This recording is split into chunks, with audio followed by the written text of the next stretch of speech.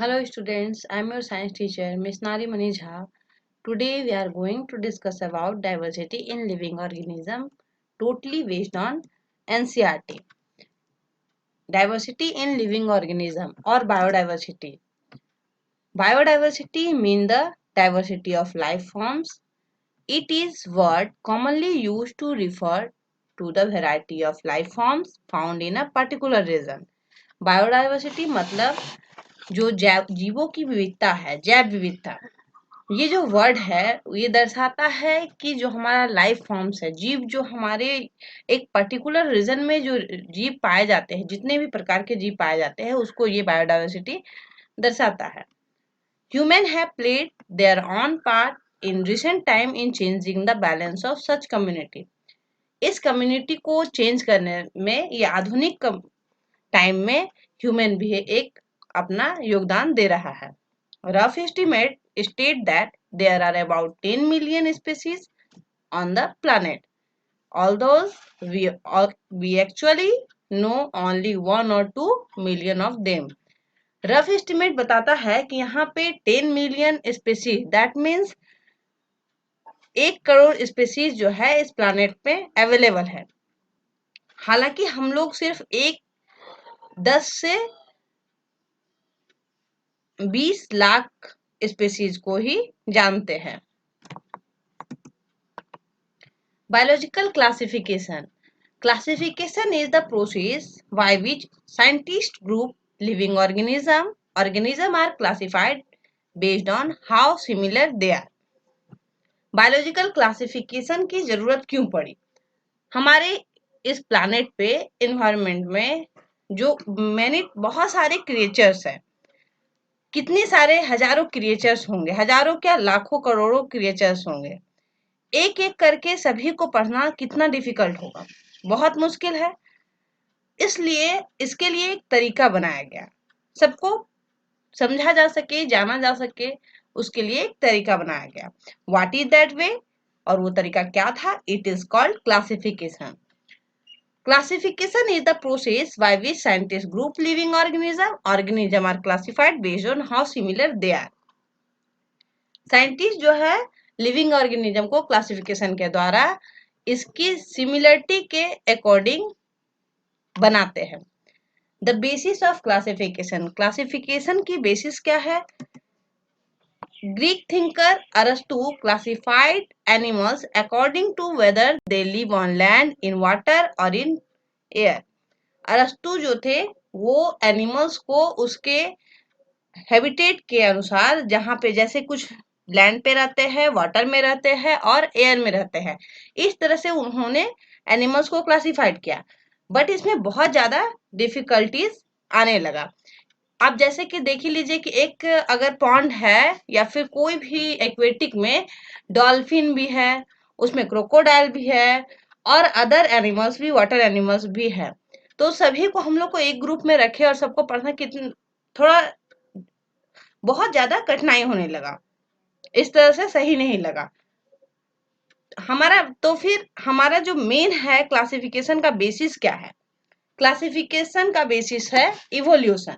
Evolution क्या है? Most life forms that we see today have arisen by accumulation of changes in body design that allow the organism possessing them to survive better.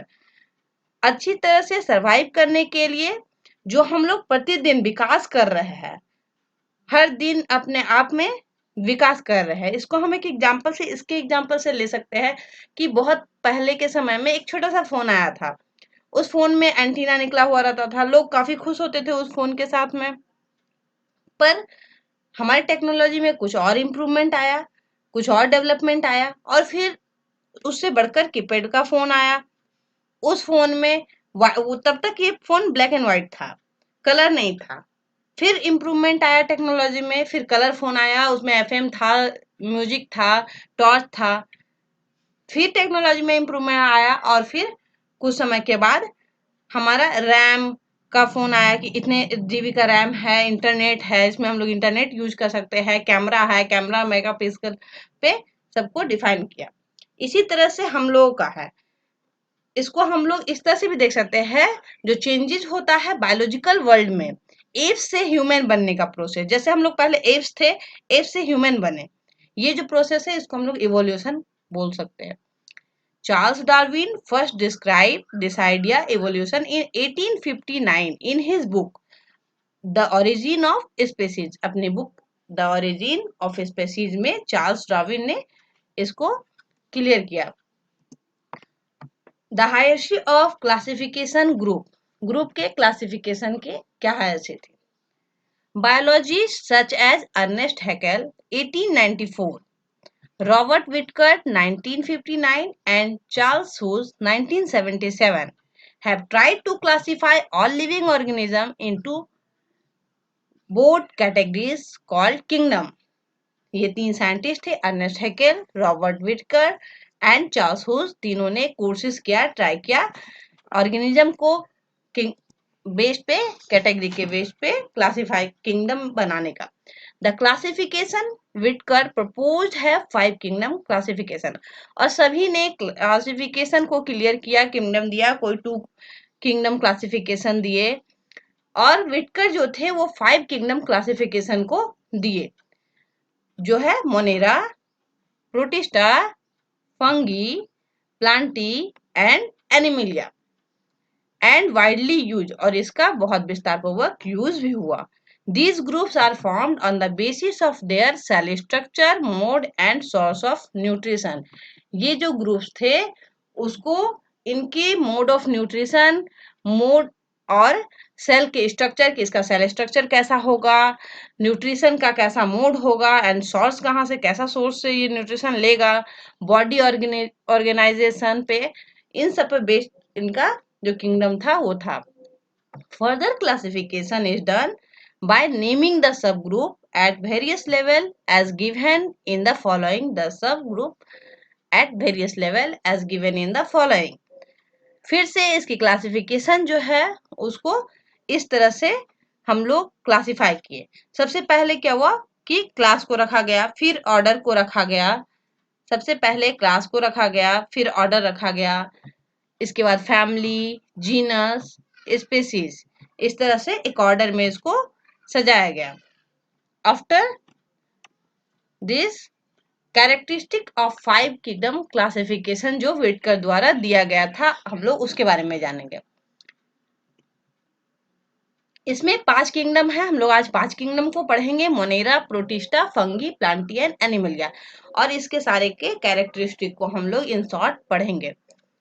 Monera, this organism do not have definite nucleus और organelles.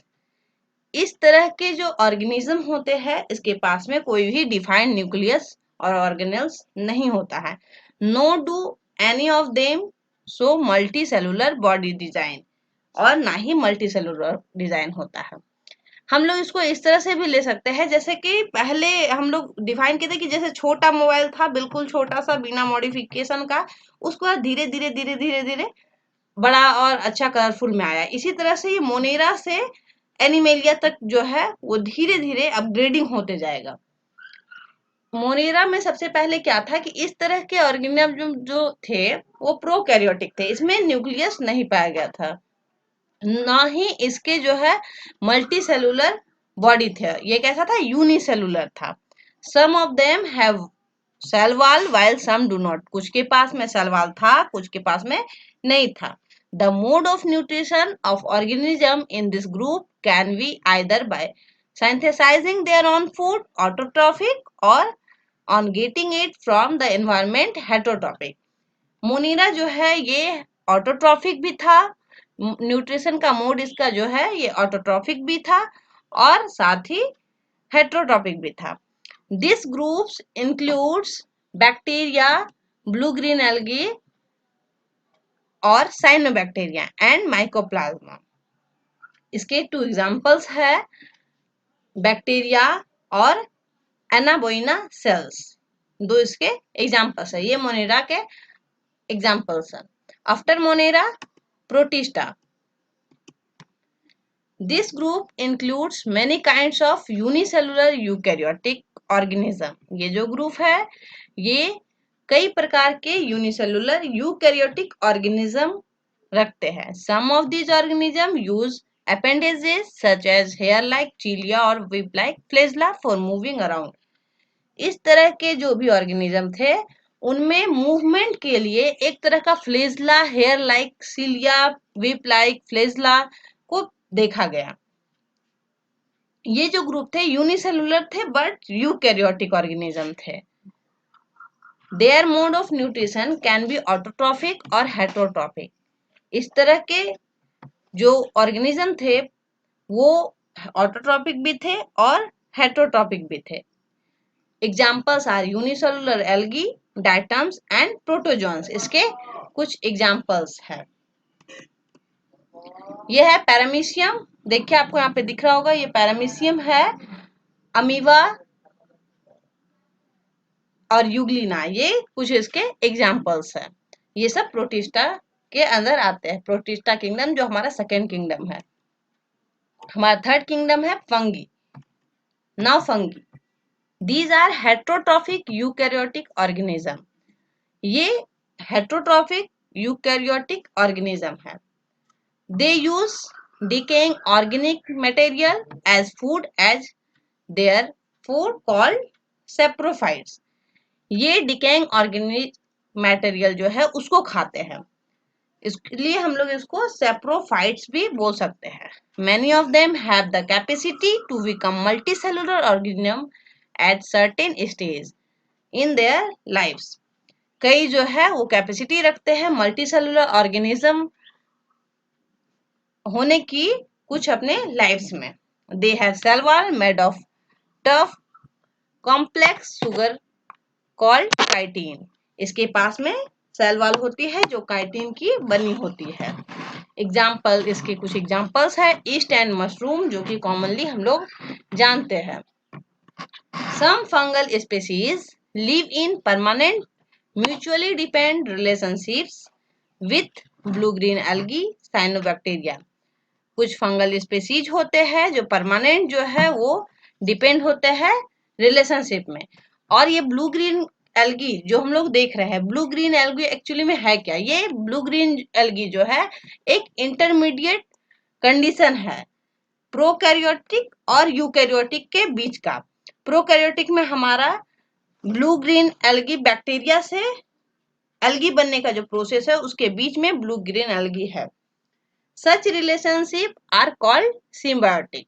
इस relationship को symbiotic relationship भी बोलते हैं। These symbiosis life forms are called lichens. Lichens किसको बोलते हैं? Lichens को हम लोग कहाँ पे देखते हैं? जो पेड़ के जो वार्क होते हैं, we have all seen lichen as the slow growing large coloured patches on the bark of tree. Tree के बार्क पे, किसी भी प्लांट के जो छिलके हैं उस पे हम लोग लाइकेन्स को कॉमनली देख सकते हैं। यहाँ पे कुछ एग्जांपल्स आपको पिक्चर्स में दिखाए गए हैं फंगी के। नाउ प्लांटी, ये हमारा फोर्थ किंगडम है क्लासिफिकेशन का। These are multicellular eukaryotes and with cell wall। जैसा कि हम बोले थे आपको कि धीरे धीरे ये डेवलप होगा, उसी तरह से आपको दिख रहा हो कि फोर्थ स्टेज में आते आते किंगडम जो है ये मल्टी सेलुलर और यूकैरियोट्स हो गया है।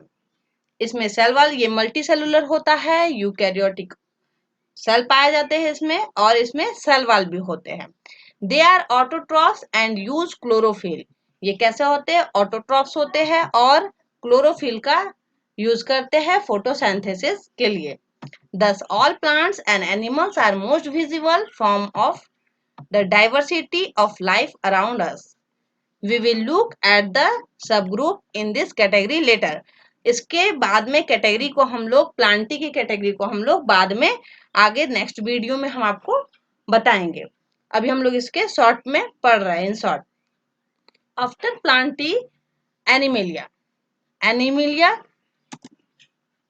these includes all organism which are multicellular eukaryotes without cell wall। और एनिमेलिया में क्या देखा गया? ये भी मल्टीसेलुलर था, यूकैरियोटिक सेल प्रेजेंट थे इसमें, बट सेल वॉल अब्सेंट था, प्रेजेंट नहीं था। दे आर हेटरोट्रॉप्स, ये हेटरोट्रॉप्स था, ऑटोट्रॉप्स नहीं था, बिकॉज ये फोटोसिंथेसिस नहीं कर सकता है, इसमें क्लोरोफिल प्रेजेंट नहीं होता है। नेक्स्ट, हम लोग पूरे जितना भी समरी पढ़े हैं इसको हम लोग इन शॉर्ट में पढ़ेंगे। द 5 किंगडम क्लासिफिकेशन, जैसा हम लोग पढ़े ऑर्गेनिज्म, ऑर्गेनिज्म 2 टाइप्स के होते हैं, प्रोकैरियोटिक और यूकैरियोटिक। प्रोकैरियोटिक में हमारा मोनेरा आता है जो यूनिसेलुलर होता है, पूरी तरह से सिंपलेस्ट होते हैं ये। यूकैरियोट्स में यूनिसेलुलर और मल्टीसेलुलर 2 टाइप्स के सेल प्रेजेंट होते हैं ऑर्गेनिज्म, जहां पे यूनिसेलुलर में प्रोटिस्टा प्रेजेंट होता है और मल्टीसेलुलर जो होते हैं, अब मल्टीसेलुलर जो है वो 2 पार्ट्स में डिवाइड हो गए, with cell wall, without cell wall. ऐसे ऑर्गेनिज्म जिसमें सेल वॉल प्रेजेंट थे और ऐसे ऑर्गेनिज्म जिसमें सेल वॉल अब्सेंट थे।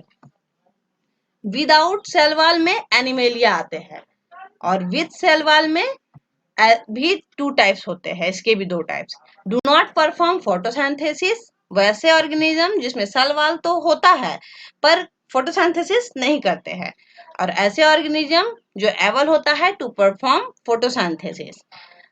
जो फोटोसिंथेसिस करते हैं उसको में हम लोग प्लांटी को रखते हैं और जो फोटोसिंथेसिस नहीं करते हैं उसमें हम लोग फंगी को रखते हैं। तो ये था हमारा 5 किंगडम क्लासिफिकेशन।